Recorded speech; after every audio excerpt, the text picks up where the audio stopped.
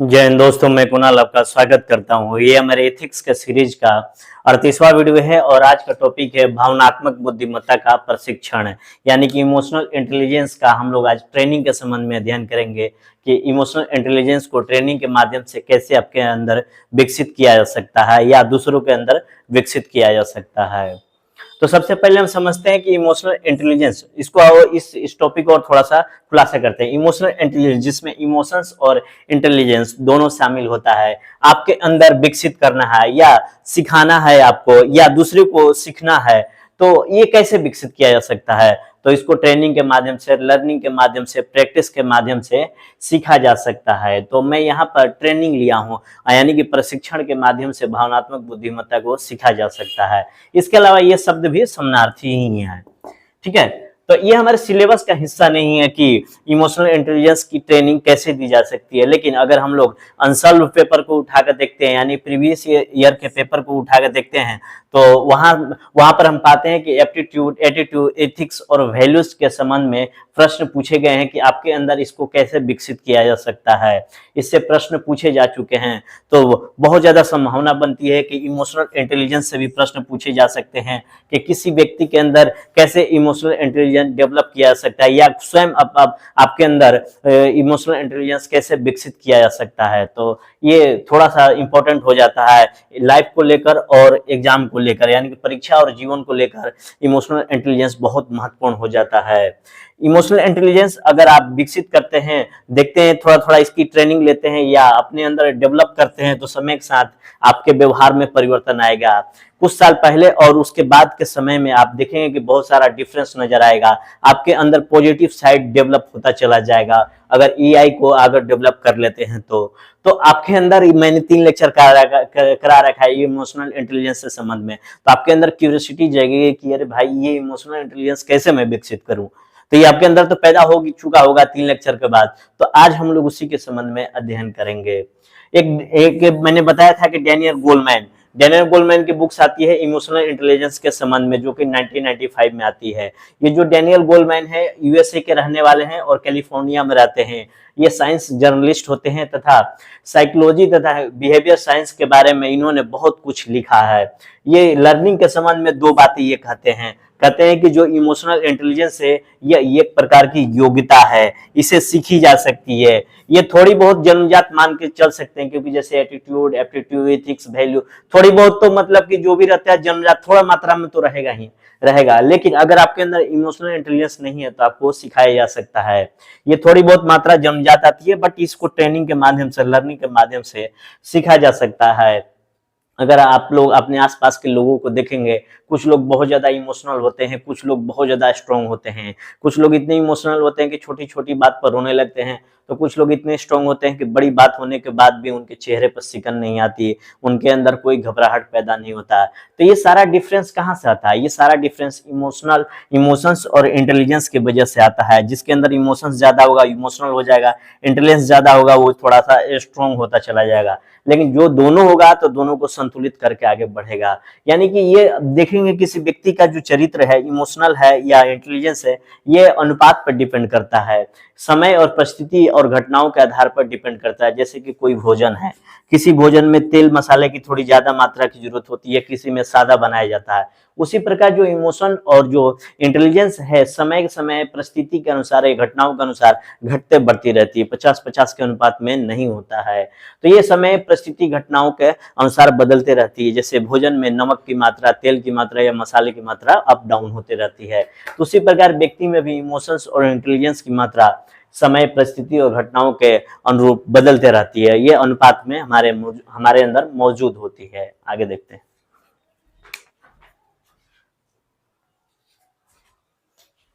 Daniel Goleman है, और learning को 2 आधार बताए हैं और कहा कि सबसे पहले संज्ञानात्मक अधिगम कोग्निटिव लर्निंग से ईआई को विकसित किया जा सकता है। दूसरा है इमोटिव लर्निंग यानी कि भावनात्मक अधिगम से ईआई को विकसित किया जा सकता है।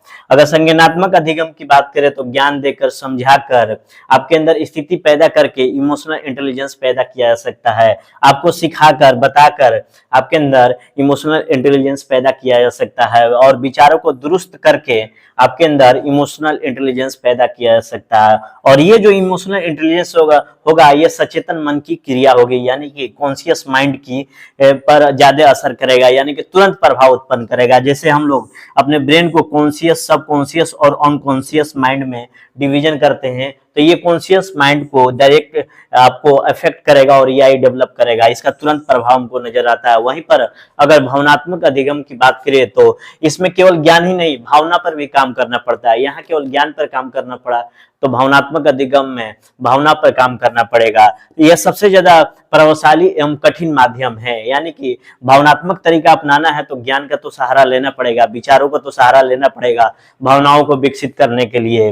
विचारों से उतरते हुए हृदय तक पहुंचना होगा, यानी कि ये सबकॉन्शियस माइंड और अनकॉन्शियस माइंड, अवचेतन और अचेतन मन तक पहुंचने की प्रक्रिया है, यानी कि अवचेतन मन और अचेतन मन में भावनात्मक ईआई डेवलप करने की प्रक्रिया है, यानी कि इस माध्यम से हम लोग अपने अंदर ईआई डेवलप कर सकते हैं। ये थोड़ी लंबी प्रक्रिया है, ठीक है। ये आदतों में शामिल हो जाता है, सबकॉन्शियस या अनकॉन्शियस माइंड में जो भी बातें जाती है वो आदतों में शामिल हो जाती है, व्यवहार में शामिल हो जाती है। अगर कोई घटना घटती है तो हम लोग तुरंत एक्शन और निर्णय ले लेते हैं उसके अनुसार जो आपके अंदर है, ठीक है ना। तो यानी कि जो हमारे अंदर जो लर्निंग है ईआई के लिए, तो दो माध्यम से हो गया, कोग्निटिव लर्निंग और इमोटिव लर्निंग, यानी कि संज्ञानात्मक पक्ष और भावनात्मक पक्ष दोनों मिलकर ईआई का निर्माण करते हैं। तो इन दोनों के माध्यम से हम लोग ईआई यानी इमोशनल इंटेलिजेंस विकसित कर सकते हैं।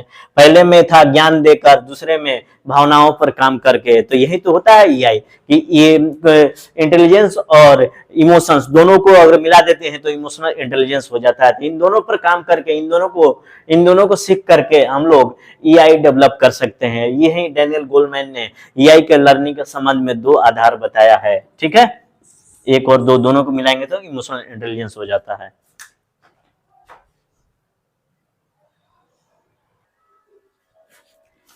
भावनात्मक बुद्धिमत्ता का परीक्षण की बात करें तो, प्रशिक्षण की बात यानी ट्रेनिंग की बात करें तो ये परिवार से ही शुरू हो जाती है। बच्चों जो परिवार में जन्म लेते हैं तो वहां से इनके अंदर विकास होना शुरू हो जाता है। तो सबसे पहले हम लोग बच्चों को देखेंगे, उसके बाद बच्चों के बाद थोड़े से जो बड़े थे उनको हम लोग आधार बनाकर भावनात्मक बुद्धिमत्ता का प्रशिक्षण के संबंध में जानकारी प्राप्त करेंगे। यानी बच्चों के अंदर परिवार से ही इमोशनल इंटेलिजेंस विकसित होने लगता है। जैसे कि परिवार से ही बच्चों के अंदर एटीट्यूड, विचार जो होते हैं, वो इथिक्स होते हैं, जो वैल्यूज होते हैं, वो सारे डेवलप होने शुरुआत हो जाती है। तो ईआई भी परिवार के माध्यम से विकसित होने लगते हैं, क्योंकि परिवार पहली संस्था होती है। भारतीय समाज में जो चरित्र, नैतिकता की बात की जाती है, ये सभी के सभी सारी चीजें इमोशनल इंटेलिजेंस से जुड़ी हुई है। अगर हम लोग बात करें तो बचपन में हम लोगों ने हितोपदेश की कहानियां, पंचतंत्र की कहानियां, रामचरित्र मानस की कहानियां, बाइबल, ये सारी चीजों की कहानियां, कुरान के संबंध में कुछ जानकारियां प्राप्त की है।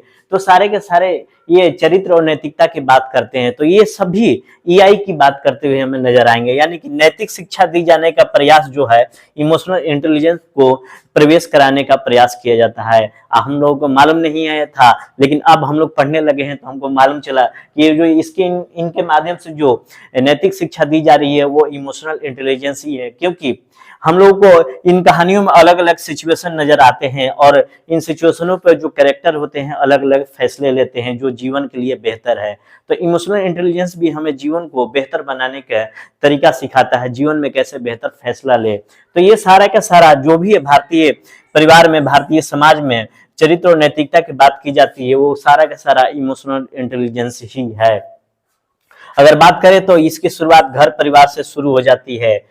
इमोशनल इंटेलिजेंस की ट्रेनिंग अगर हम बात करें सदस्यों की, अगर न्यूक्लियस फैमिली, आजकल तो ज्वाइंट फैमिली हमें नजर नहीं आता है, न्यूक्लियस फैमिली ही हमें नजर आता है, जिसमें पति और पत्नी रहते हैं, ठीक है। अगर पति बार बार गुस्सा करता है, पत्नी हर बात पर रोने लगती है, तो इन सब चीजों का प्रभाव बच्चों पर पड़ने लगता है। अगर पति और पत्नी में संबंध बेहतर है, मधुर है, तो बच्चों पर उसका भी प्रभाव पड़ता है।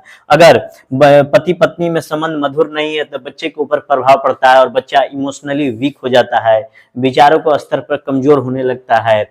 अगर यही बात करें तो परिवार में अगर अच्छे से परवरिश की जाए तो बच्चे के अंदर अच्छा डेवलपमेंट होने लगता है इमोशनल इंटेलिजेंस को लेकर, ठीक है, क्योंकि परिवार ही पहली संस्था होती है जहां से इमोशनल इंटेलिजेंस की ट्रेनिंग की शुरुआत हो जाती है।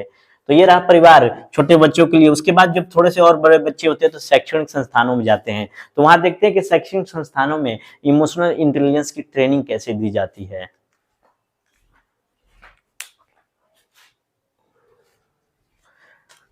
अगर देखते हैं कि शैक्षणिक संस्थान कैसे इमोशनल इंटेलिजेंस को बढ़ाने में मदद देते हैं, कैसे शैक्षणिक संस्थानों में ट्रेनिंग दी जाती है। स्कूलों में इसका एक्सपेरिमेंट किया गया छोटे बच्चों पर, तो इसके सकारात्मक रिजल्ट हमें दिखाई देने लगे हैं। इसे सोशल एंड इमोशनल लर्निंग का नाम दिया गया, यानी कि जो स्कूल में इमोशनल इंटेलिजेंस को इंक्रीज करने के लिए जो ट्रेनिंग दी गई उसे SEL का नाम दिया गया, SEL, जिसे सोशल एंड इमोशनल लर्निंग कहा गया। कॉन्टेक्स्ट की बात करें, संदर्भ की बात करें, तो यूनेस्को जो कि यूएनओ की संस्था है, सांस्कृतिक और शैक्षणिक संगठन के रूप में, इन्होंने 2002 में वर्ल्ड वाइड कैंपेनियन चलाया और SEL को स्कूलों में लागू करने की सलाह दी, ठीक है ना। बड़े पैमाने पर SEL को लागू करने का ये सुझाव दिया। दुनिया के सभी देशों से आग्रह की कि अपने यहाँ आप शिक्षा में SEL दीजिए, यानी कि SEL को लागू करने का इन्होंने सुझाव दिया यूनेस्को ने। तो ACL के अंतर्गत आता है self awareness, self management, social awareness, responsible skills, responsible decision making, ये सारी चीजें आती है ACL के अंतर्गत। इसके अलावा भी बहुत सारी चीजें हैं। तो ACL लागू करने के लिए यूनेस्को ने सलाह दिया अन्य देशों के, यानी दुनिया के सभी देशों को। तो सब दुनिया के सभी देश हूबहू नहीं है ACL को लागू किए, थोड़े बहुत चेंज करके अपनी परिस्थितियों के अनुसार लागू किए।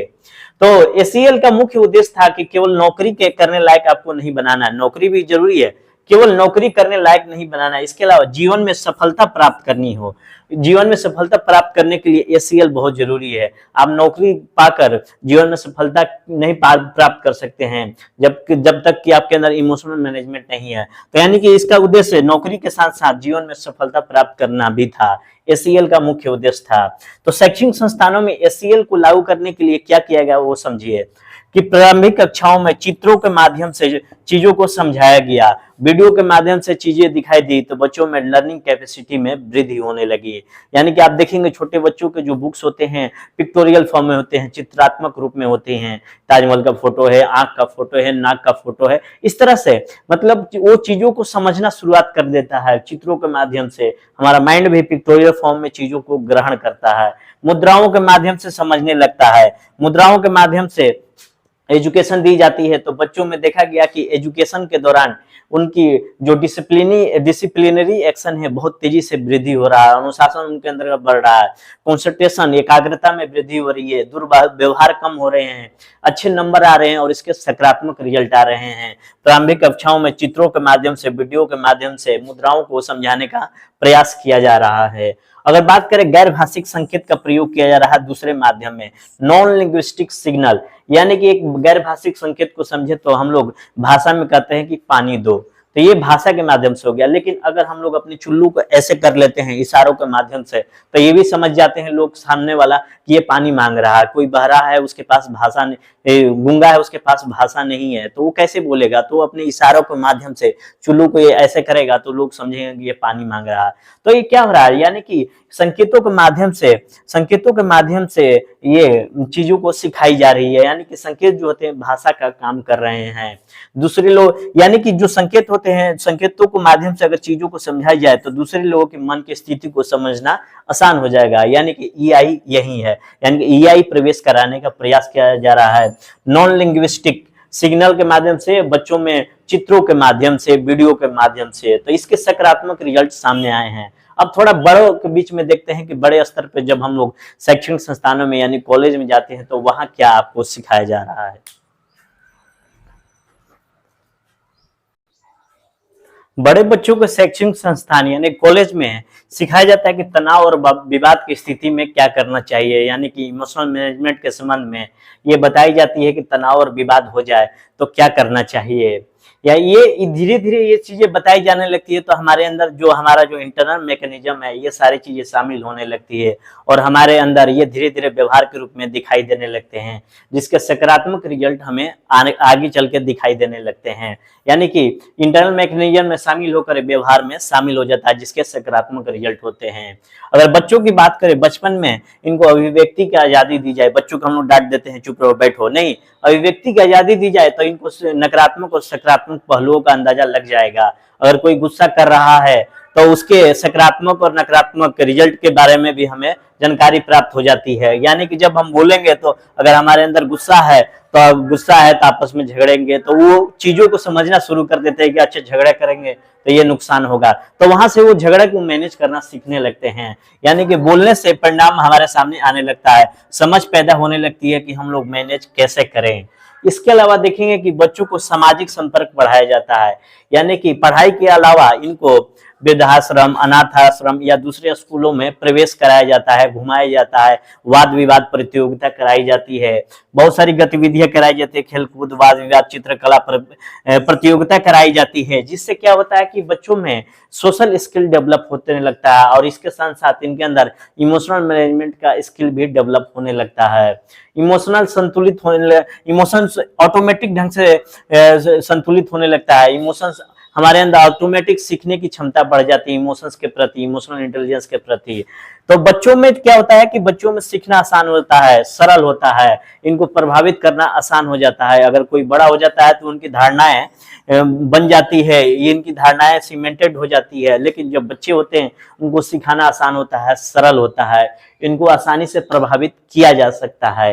तो ये सारी की चीजें बचपने में ही ट्रेनिंग अगर दे दी जाए तो बच्चों में ईआई डेवलप होने लगता है। ठीक है, अब देखते हैं कि एज ए सिविल सर्वेंट कैसे इमोशनल इंटेलिजेंस की ट्रेनिंग दी जाए। ठीक है,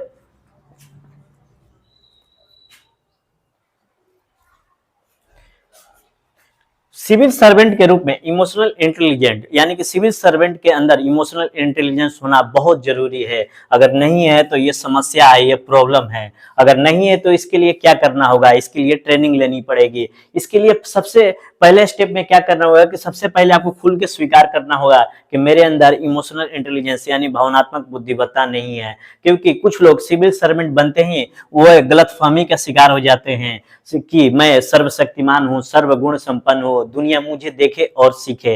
ये मैंने देखा है क्योंकि मेरे बहुत सारे दोस्त दिल्ली पुलिस में जिन्हें दानिश मिला था, एसीपी आज हैं, और कुछ लोग, बहुत लोग हैं जो सिविल सर्वेंट हैं, उनके अंदर ये सारी गलतफहमियों के वे शिकार हो गए थे। वे चाहते थे कि दुनिया मुझसे देखे और सीखे।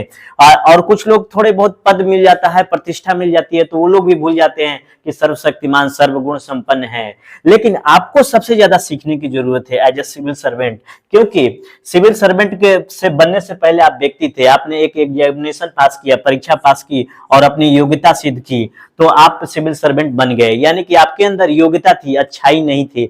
थोड़ी बहुत अच्छाई है तो कोई दिक्कत नहीं है, ये योग्यता और अच्छाई में अंतर होता है, ये आपको समझना होगा। आप सिविल सर्वेंट बन गए एग्जामिनेशन पास करके, लेकिन व्यक्ति के रूप में आपके अंदर कोई परिवर्तन नहीं आया। आपका वही एटीट्यूड है, एप्टीट्यूड है, इमोशनल इंटेलिजेंस है। तो आपके अंदर व्यक्ति के संबंध में कोई परिवर्तन नहीं आया। आप सिविल सर्वेंट बन गए हैं, आपके पद मिल गया है। तो सिविल सर्वेंट के लिए इमोशनल इंटेलिजेंस बहुत जरूरी है। अगर है तो ठीक है, नहीं है तो काम नहीं चलेगा। तो आपको सीखना पड़ेगा, सबसे पहले स्वीकार करना पड़ेगा, आपकी कमियों को खुलकर स्वीकार करना पड़ेगा कि मेरे अंदर इमोशनल इंटेलिजेंस नहीं है। इसके लिए मुझे सीखना पड़ेगा, अपनी कमियों को स्वीकार करके सुधारने का प्रयास करना होगा। जब भी कमियां का प्रत्यक्षीकरण हो, मौका मिले, तो दिमाग को सतर्क कर दीजिए कि नहीं, यहाँ मुझे सुधारना है, अपने इमोशनल इंटेलिजेंस में ग्रोथ करना है। तो समझ गए? तो थोड़ी बहुत प्रतिष्ठा और थोड़े पद मिल जाने के बाद आप भूल नहीं जाइए कि अच्छाई और योग्यता में अंतर होता है। तो आप सिविल सर्वेंट बनने से पहले व्यक्ति थे, ना कि आप बहुत अच्छे इंसान थे। अगर अच्छे इंसान है तो बहुत अच्छी बात है, नहीं तो आपके अंदर गलतफहमी हो जाएगी, गलतफहमी का शिकार हो जाएंगे, सर्वशक्तिमान है, सर्वगुण संपन्न है। ठीक है, तो ये गलतफहमी का शिकार ना हो जाइए। एक मेरा दोस्त है, आईपीएस बन गया है, और वो कह रहा था कि रिजल्ट आने से पहले वो बोल रहा था कि भाई डर लग रहा है, लेकिन जैसे ही रिजल्ट आया तो वो अपने स्टेटस पे लिखता है बॉर्न टू विन, उससे पहले उसकी फटी पड़ी थी, सीधे सीधे मैं बोल रहा हूँ। तो ये क्या है, ये आपके अंदर ये अहम भाव उत्पन्न हो जाता है, जिस जो आपको इमोशनल इंटेलिजेंस आपके अंदर विकसित नहीं होने देता है। आप सिविल सर्वेंट बन रहे हैं, सिविल मास्टर नहीं बन रहे हैं, ठीक है ना, इसको थोड़ा सा ध्यान रखिएगा।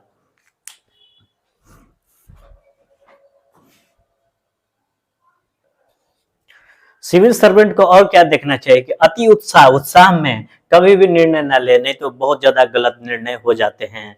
जैसे कि प्रेम विवाह का निर्णय भी अति उत्साह में लिया जाता है, प्रेम विवाह का निर्णय अति उत्साह में होता है, जिसके परिणाम बहुत गलत होते हैं, कभी कभी विवाह विच्छेद भी हो जाता है, क्योंकि विवाह पूरी उम्र निभाने की चीजें होती है। इसलिए विवाह के दौरान इमोशनल इंटेलिजेंस का सहारा लेना चाहिए, क्योंकि प्रेम में व्यक्ति अति उत्साही होने लगता है, सोचने समझने की जो क्षमता होती है एक खास बिंदु पर केंद्रित हो जाती है, जहां पर विचार पक्ष कमजोर हो जाते हैं। विचार पक्ष कमजोर होने से निर्णय हमारा गलत हो जाएगा। इसलिए उत्साह में कभी निर्णय न लें, ना व्यक्ति के रूप में ना सिविल सर्वेंट के रूप में। अगर बात करें तो अगर सिविल सर्वेंट के रूप में तो तनाव उत्पन्न होगा ही, ऐसी कई स्थिति आएगी जिसमें तनाव उत्पन्न होगा, नेताओं की प्रेशर आएगा, और जितने भी प्रेशर ग्रुप है उनका दबाव आएगा, तो बहुत सारे दबाव को आपको झेलना पड़ेगा एज सिविल सर्वेंट। आपको इसके लिए क्या करना होगा, हल्के फुल्के समय समय पर मनोरंजन करना पड़ेगा, इससे चीजें बैलेंस रहेगी। जैसे गांधी जी किया करते थे, गांधी जी बहुत अच्छे मजाकिया थे, ये छोटी छोटी चीजों को लेकर मतलब कि मजाक उठा, अच्छे चीजों में मतलब गंदे मजाक नहीं, मतलब हल्के मजाक किया करते थे, जिससे वो रिलैक्स होते थे। ये कहते थे कि अच्छे मजाक से मैं रिलैक्स होता हूँ। इसकी चर्चा सीमांत गांधी, अब्दुल गफार खां करते हैं कि गांधी जी बहुत अच्छे मजाकिया थे, क्योंकि वे रिलैक्स होते थे और चीजें बैलेंस होती थी। नेताओं को बात करें तो उनके अंदर इमोशनल इंटेलिजेंस होना चाहिए, ताकि वे चीजों को अच्छे से मैनेज कर सके, क्योंकि उनके ऊपर बहुत सारा दबाव होता है, पक्ष का, विपक्ष का, कलीग का, लोगों की, जनता का, कई सारी उम्मीदें हैं। तो उनके ऊपर अगर उनके अंदर इमोशनल इंटेलिजेंस नहीं रहेगा, चीजों को मैनेज करने का तरीका नहीं होगा, तो वे परेशान हो जाएंगे। इसलिए आप लोग देखते होंगे कि संसद में बहुत सारा हंसी मजाक हुआ करता है। पहले में देखते थे लालू प्रसाद खूब हंसाया करते थे, आज रामदास अठावले जी हैं खूब हंसाते हैं। तो एक बुक भी निकलती थी हाउस लाफ करके, तो वो देखते थे कि कौन कौन कितने मजाक उड़ाया। तो ये क्या करते थे, नेता हंसी मजाक के माध्यम से अपने को बैलेंस करते हैं, रिलैक्स होते हैं। तो ये सारी चीजें नेताओं में भी होनी चाहिए, सिविल सर्वेंट में भी होनी चाहिए, जो तनाव को कम करता है, निर्णय को बेहतर बनाता है, इमोशनल इंटेलिजेंस। अगर बात करके तनाव और विवाद की स्थिति उत्पन्न हो जाए तो क्या करना चाहिए। तनाव और विवाद की स्थिति में ये मान के चलते हैं कि क्रोध उत्पन्न होगा ही होगा, इसको टालने का प्रयास करना चाहिए और उस समय कोई निर्णय नहीं लेना चाहिए। निर्णय लेंगे तो वो निर्णय गलत ही होगा। डिप्रेशन की अवस्था में भी इसको टालने का प्रयास करें, निर्णय लेने का प्रयास ना करें, ठीक है ना, और कोई जवाब ना दें। अगर तनाव अगर सघन हो गया, बहुत ज्यादा गुस्सा आ गया, तो सांस की गति पर ध्यान दें। सांस की गति पर अगर ध्यान देंगे, तेज तेज सांस लेंगे तो चीजें रिलैक्स होगी, ब्रेन में ऑक्सीजन की सप्लाई बढ़ जाएगी। ध्यान करें, ध्यान मुद्रा में आ जाएं, संगीत सुने। ये सारी चीजें करने से क्या होगा कि उस समय जो भी तनाव उत्पन्न हुआ है वो थोड़ा कम होने लगेगा। मैं तरीके बता रहा हूँ, ध्यान को डाइवर्ट करने का प्रयास करें। अगर हम जानते हैं कि ये साइकोलॉजी कहता है कि अगर बहुत ज्यादा आप तनाव ले रहे हैं तो आपकी एनर्जी कम होने लगती है, एनर्जी जो होती है वेस्ट होने लगती है। इसके लिए इसका सबसे अच्छा उपाय में चॉकलेट अपने पास रखिए, स्वीट्स रखिए, जिससे तनाव कम होगा, क्योंकि इन सब में ग्लूकोज होता है जो तनाव को कम करता है। तो ये सारे उपाय हैं, आप भी अप्लाई कर सकते हैं, जिससे क्या होगा कि आप अच्छे से इमोशंस और इंटेलिजेंस दोनों को मैनेज कर पाएंगे और बेहतर निर्णय ले पाएंगे। अगर विवाद की स्थिति उत्पन्न हो जाए सिविल सर्वेंट के रूप में, तो विवाद उत्पन्न होगा ही होगा।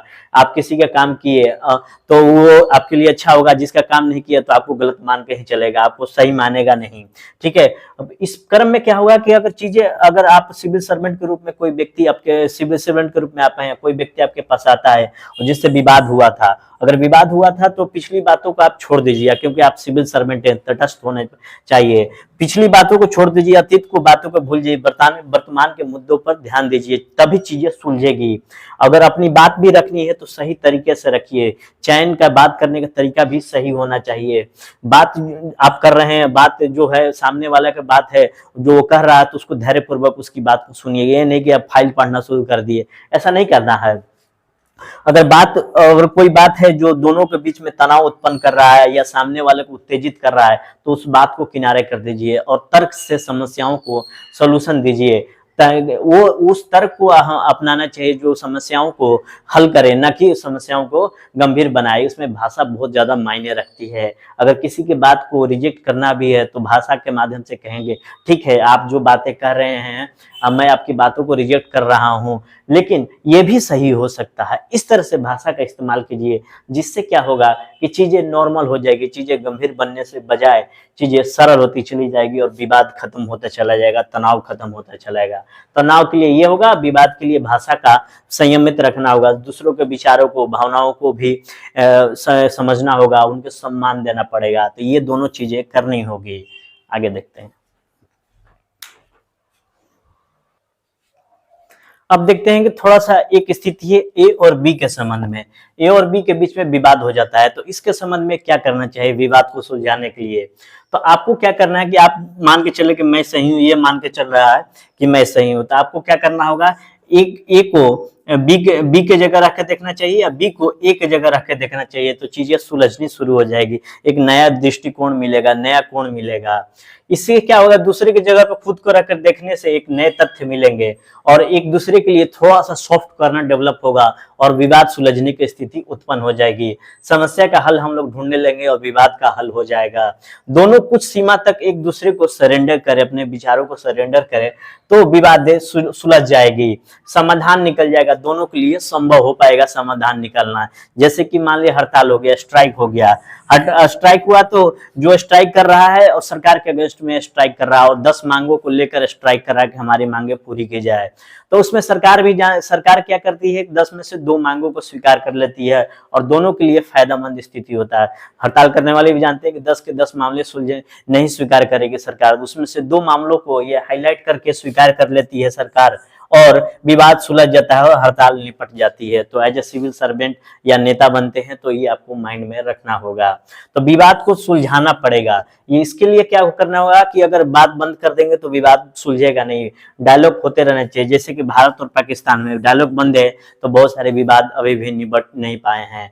तो संवाद की स्थिति बंद नहीं होनी चाहिए, संवाद होती रहनी चाहिए, जिससे हल कोई रास्ता निकलेगा। डायलॉग मस्ट बी कंटिन्यू, ठीक है ना। उसके बाद समाधानहीनता की स्थिति नहीं आनी चाहिए, विवाद नहीं तो नहीं सुलझेगा, विवाद सुलझाना है तो संवाद करना पड़ेगा।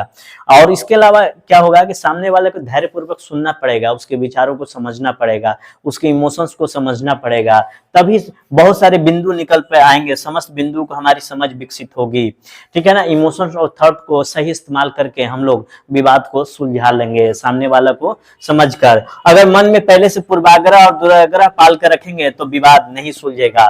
वर्तमान की स्थितियों को समझना पड़ेगा कि अभी वर्तमान की स्थितियां है क्या। अगर बात करें कि दूसरे के मन में इमोशनल इंटेलिजेंस पैदा करना है, हमें अपने अंदर तो करना ही है, दूसरे के अंदर भी पैदा करना है, तो सिविल सर्वेंट जो होते हैं, सिविल सर्वेंट एक रोल मॉडल का काम कर रहे हैं ताकि सबऑर्डिनेट उसको फॉलो करें। अब अगर आप ही रोल मॉडल का काम नहीं करेंगे तो सबऑर्डिनेट आपको कैसे मदद करेंगे, कैसे फॉलो करेंगे। तो दूसरे के अंदर भी सिविल सर्वेंट अगर आप बन रहे हैं तो दूसरे के अंदर भी इमोशनल इंटेलिजेंस पैदा कीजिए, बहुत जरूरी है ताकि डिपार्टमेंट सही ढंग से संचालित हो पाए।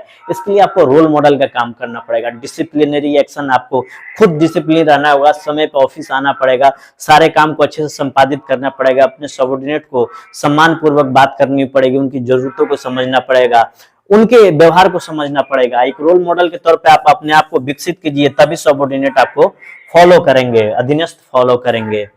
इसके अलावा एक योग है, योग जो होता है ये बहुत ज्यादा आपको ऑटोमेटिक तरीके से योग के माध्यम से आपके अंदर इमोशनल इंटेलिजेंस विकसित होता चलेगा। योग के अंतर्गत 3 चीजें आती है। अभ्यास, जिसमें अलग अलग मुद्राएं होती है जिससे शरीर हेल्दी होता है, अगर शरीर हेल्दी होगा तो मन भी हेल्दी होगा। और उसके अलावा प्राणायाम, प्राणायाम करने से क्या होगा कि सांसों पर नियंत्रण होगा, सांसों पर से के माध्यम से हमारा मन, आंतरिक जो भी मैकेनिज्म है बहुत ज्यादा संतुलित होने लगेगा। और तीसरा है ध्यान, जिससे आत्मा संतुलित होती है, यानी कि शरीर, सांस और आत्मा तीनों को तीनों एक रूप में आ जाते हैं, तीनों संतुलित हो जाते हैं, जिससे हमारे अंदर इमोशनल इंटेलिजेंस ऑटोमेटिक ढंग से डेवलप होने लगता है। ये मेरा खुद का भी अनुभव है, मैं बहुत ज्यादा इमोशनल आदमी था लेकिन अब धीरे धीरे संतुलित होने लगा और इंटेलिजेंस दोनों को मिलाकर काम करने लगा, जिसमें योग मुझे बहुत मदद दिया है, ठीक है ना। तो अभ्यास, योग के अंदर अभ्यास, प्राणायाम और ध्यान आता है, जिसमें शरीर, सांस और आत्मा पर नियंत्रण किया जाता है, जो स्वतः इमोशनल इंटेलिजेंस आपके अंदर विकसित होता चला जाएगा। तो ये रहा कि भावनात्मक बुद्धिमत्ता का प्रशिक्षण कैसे करें। तो ये भावनात्मक बुद्धिमत्ता वाला टॉपिक पूरी तरह से हर डायमेंशन में मैंने फिनिश कर दिया है। ठीक है, तो अगले टॉपिक के लिए आप इंतजार करिए कि उसमें और क्या क्या आने वाला है। तो ठीक है, आज भर के लिए इतना ही। आपके सभी के लिए धन्यवाद, नमस्कार, जय हिंद।